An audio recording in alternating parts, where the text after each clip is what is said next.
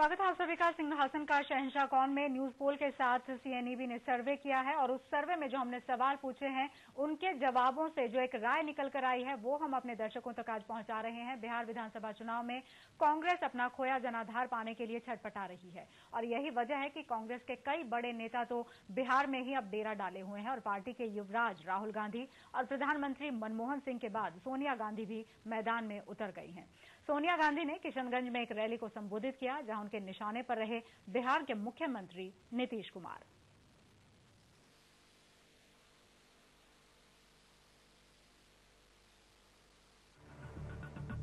पहले गरजे युवराज, हम एक हिंदुस्तान चाहते हैं। उसके बाद बोले प्रधानमंत्री मनमोहन सिंह। बिहार सरकार ने इस फर्ज को पूरा नहीं किया और अब आई है सोनिया की बारी। जी हां, कांग्रेस अध्यक्ष सोनिया गांधी ने भी बिहार सरकार पर केंद्र की योजनाओं को ठीक ढंग से लागू नहीं कराने का आरोप लगाया है। यही नहीं, सोनिया ने नीतीश सरकार के विकास के दावों को भी खोखला करार दिया।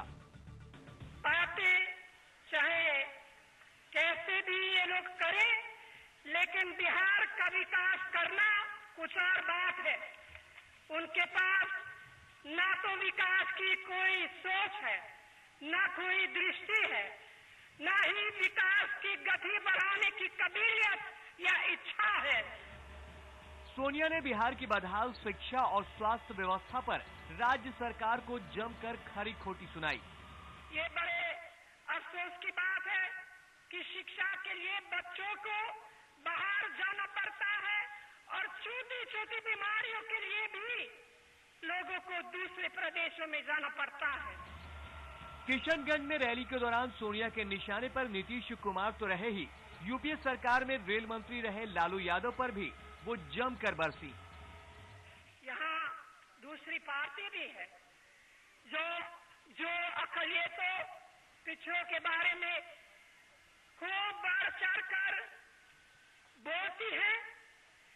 उन्हें कितने सुनहरे सपने भी दिखाया, लेकिन मैं उनसे भी पूछना चाहती हूँ कि जब उनका राज था तो उन्होंने उन लोगों के लिए, आप लोगों के लिए क्या किया है? पिछले 20 सालों से बिहार की सत्ता से दूर रही कांग्रेस सत्ता में वापसी के लिए छटपटा रही है।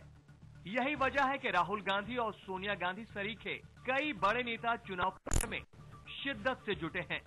फिलहाल सभी 243 सीटों पर अकेले दम पर अखाड़े में उतरी कांग्रेस के सामने सबसे बड़ी चुनौती है खोए जनाधार को हासिल करना। Bureau report, CNEB. तो कांग्रेस काफी हाथ पांव मार रही है कि किसी तरीके से अच्छा प्रदर्शन वो इस बार बिहार चुनाव में कर सके। बहरहाल आते हैं अपने तीसरे सवाल पर। न्यूज पोल और सीएनईबी का जो सर्वे है उसका तीसरा सवाल वो ये था कि आप किस पार्टी को वोट डालना पसंद करेंगे। चलते हैं नतीजों के लिए शेखर के पास। शुक्रिया अबुल। राजनीति फिल्म का एक डायलॉग है कि राजनीति में मुर्दे कभी गाड़े नहीं जाते ताकि वक्त आने पर वो बोलें, और ये सवाल ऐसा है जिसका जवाब जो जनता ने दिया है वो अपने आप में बहुत कुछ कह रहा है।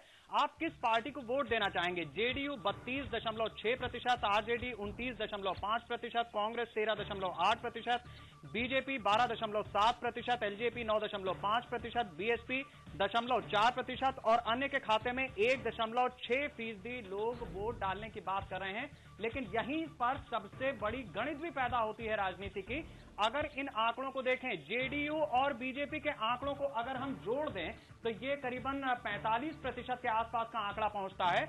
आरजेडी और एलजेपी जिनका पहले से गठबंधन है, इनको अगर हम कांग्रेस के साथ मिला दें तो ये 52% पे पहुंच जाते हैं। यानी गौस साहब एक बार फिर से सोचें कि उनके पार्टी के नेता रघुवंश प्रसाद ने जो बात कही है वो क्या सोचकर कही है, और साथ ही जिस तरह से ये आंकड़े, यानी जनता जिस पार्टी को वोट देना चाहती है उसको अगर हम थोड़ा सा छिन्न-भिन्न करेंगे तो यकीन जानिए कि एक बहुत बड़ा उलटफेर हमें विधानसभा चुनाव के बाद नजर आएगा जब नतीजे सामने होंगे। फिलहाल हमारा पोल ये कह रहा है। अबुल, चलिए गुलाम गौस साहब के पास चलते हैं।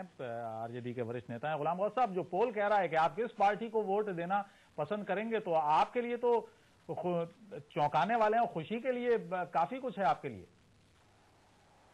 न मैं मायूस होता हूं इस तरह के सर्वे रिपोर्ट से और न खुश होता हूं। जी, मूर्ख जो है वो अपनी अच्छी बात सुन के खुश होते हैं और जो बेवकूफ़ होते हैं वो जो है मायूस होते हैं। इसलिए मैं न आपके सर्वे रिपोर्ट से खुश हूँ न मायूस हूँ। आपने ठीक कहा, जनता इसका निर्णय करेगी, लेट द टाइम कम। जी, लेकिन जो रघुवंश बाबू कह रहे थे, अगर आप कांग्रेस के साथ मिलकर चुनाव लड़ते तो ये आंकड़ा बढ़ सकता था। नहीं, छोड़िए ना, कांग्रेस बिहार में मरी हुई हाथी है।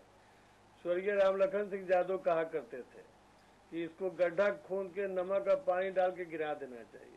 मैं आपको बता दे रहा हूँ, नोट कर लीजिए आप, सर्वे चाहे जो भी लिखते हो, मैं भी अपना बता दे रहा हूँ। 50-60 विधानसभा घूम चुका, इनको 20 से 25 सीट आएगा ज्यादा से ज्यादा, अगर बहुत हो गया। किसको? कांग्रेस पार्टी होगा तो फिर हमसे बात कीजिएगा। आप कांग्रेस पार्टी के बारे में कह रहे हैं? हाँ, मैं कांग्रेस पार्टी के बारे में बोल रहा हूँ। अनुरंजन, आप कैसे देखते हैं जो दावे गुलाम गौस साहब कर रहे हैं कि बिल्कुल मरी हुई हालत में है और कब्र में लिटा देना चाहिए कांग्रेस को? नहीं, मरी हुई हालत में कांग्रेस नहीं है। कांग्रेस ने पिछले लोकसभा के चुनाव में भी जो जिस तरीके से अपने वोट परसेंटेज बढ़ाए थे, उसको देख के आप ये नहीं कह सकते। सीटों में कितना तब्दील होता है ये परसेंटेज एक मायना रखता है। और जाहिर सी बात है कि अभी अगर दहाई के आंकड़े में नहीं है अगर उनकी सीट, और अगर चुनाव में वो जिस तरीके से ये खुद महसूस कर रहे हैं और कबूल कर रहे हैं कि वो 25 सीटें लेके आएंगे, तो अगर विपक्षी दल, विरोधी दल कांग्रेस को 25 सीटों तक का तवज्जो दे रहा है, इसका मतलब है कि कहीं ना कहीं वो 25 से 30-35 के आसपास की सीटें लेके आने की स्थिति में हो सकता है।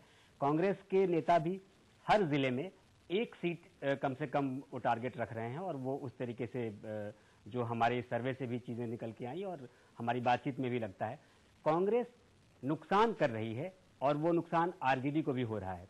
और यही वजह है कि आज रघुवंश बाबू ने ये बात कही कि कांग्रेस के साथ अलग होकर हमने गलतियां की हैं और बार बार उनको महसूस हो रहा है। बीच में बात आई थी कि रामविलास पासवान क्या कांग्रेस के साथ जा सकते हैं? गठबंधन इन लोगों का है, आरजेडी और एलजेपी का गठबंधन है। जातिगत समीकरण पर देखें अबुल, तो मुस्लिम मतदाता काफी प्रभावित करेंगे इस पूरे चुनाव को। उसमें आरजेडी और कांग्रेस ये दोनों पूरी कोशिश कर रही है कि किसके तरफ ज्यादा रुझान आता है और कहां वो वोटर जाता है। जाहिर, और यही वजह है कि नीतीश अकेले चुनाव प्रचार कर रहे हैं, वो किसी को अपने आजू बाजू बिल्कुल नहीं रख रहे हैं। बिल्कुल जी। और अजय मिश्रा जी का रुख करते हैं। अजय जी, आपसे भी हम यहाँ पर जानना चाहेंगे, क्योंकि कहा यह जा रहा है कि कांग्रेस सीटें कितनी लेगी वो बाद में पता चलेगा जब रिजल्ट आएंगे, लेकिन दोनों को ही, जो दोनों गठबंधन है, उनको नुकसान जाहिर तौर पर पहुंचा रही है। और शायद एक बड़ी वजह भी है कि दोनों ही गठबंधनों के निशाने पर अगर कोई पार्टी है तो वो कांग्रेस है। जी अजय जी, मीनाक्षी बस जो आपसे सवाल कर रही हैं उसी का जवाब आपसे चाहेंगे। कहीं आपको लगता है कि आरजेडी के नेता जो गुलाम गौस हमारे साथ बने हुए हैं वो कम करके आंक रहे हैं कांग्रेस को, किंग मेकर की भूमिका बना सकती है? हमें ये भी नहीं भूलना चाहिए कि लोकसभा चुनावों में 10% वोट मिले थे कांग्रेस को। देखिए, ऐसा है कि आरजेडी के नेता जो आंक रहे हैं कांग्रेस को, मुझे तो लगता है कि कांग्रेस के नेता भी उतना अपने आप को नहीं देख पा रहे हैं चुनाव में। जो 25 सीट की बात कर रहे हैं, और जैसा अनुरंजन जी कह रहे थे कि 25-30 सीट की बात है, कांग्रेस भी अंदरूनी तौर पे ये नहीं सोच रही कि उसको 25-30 सीट आ रहा है, लेकिन आरजेडी ऐसे मौका पे अगर कह रही है कि 25-30 सीट आ रहा है तो ये बड़ी बात है। और इसमें कहीं ना कहीं जो रघुवंश बाबू कह रहे हैं इसका एक खेल है। अगर आप देखिए तो एक तरह का जो कहते हैं ना कि वो कबड्डी में जो लंगी मारना, आप देखिए कि अगला जो फर्स्ट फेज का चुनाव होना है 47 सीट पे, ये सब के सब मुस्लिम बाहुल्य सीट हैं। अब इन मुस्लिम बाहुल्य सीटों पे चुनाव के पहले अब इसके मुझे लगता है कि अगर देखिए आप तो 2 एक्सट्रीम्स हो सकते हैं। एक एक्सट्रीम तो ये हो सकता है कि आरजेडी को ऐसा लग रहा है कि एक हंग असेंबली की स्थिति बनेगी जिसमें वो कांग्रेस का साथ ले सकती है। एक तरफ गलबैया की तैयारी। तो ये पॉजिटिव साइड में है कि एक अगर वैसी स्थिति आती है तो कांग्रेस के साथ भी हम अपना थोड़ा सा रिश्ता बनाएं। और जैसा कि आपने दिखाया अभी कि सोनिया गांधी और राहुल गांधी, आपको अगर याद होगा 2009 के प्रचार में यही सोनिया गांधी, यही राहुल गांधी और यही कांग्रेस पार्टी उस समय ये कह रहे थे कि नीतीश जी अच्छा काम कर रहे हैं। अब नीतीश जी अच्छा काम कर रहे हैं, अब वो चुनाव है और ये अब वो नीतीश जी को एक्यूज कर रहे हैं। उस समय उनके निशाने पे लालू यादव थे 2009 में, और उसको लालू यादव ने भी भुगता, कांग्रेस ने भी भुगता। अब जो स्थिति बनी है, राहुल गांधी भी काफी तारीफ कर चुके हैं नीतीश कुमार की, याद है सबने देखा था वो। अजय जी, आप हमारे साथ बने रहिए, कुछ और सवालात हैं जो इस न्यूज पोल और सीएनईबी की सर्वे में सामने आए, उनके क्या जवाब रहे, ये हम आपको बताएंगे एक छोटे से ब्रेक के बाद।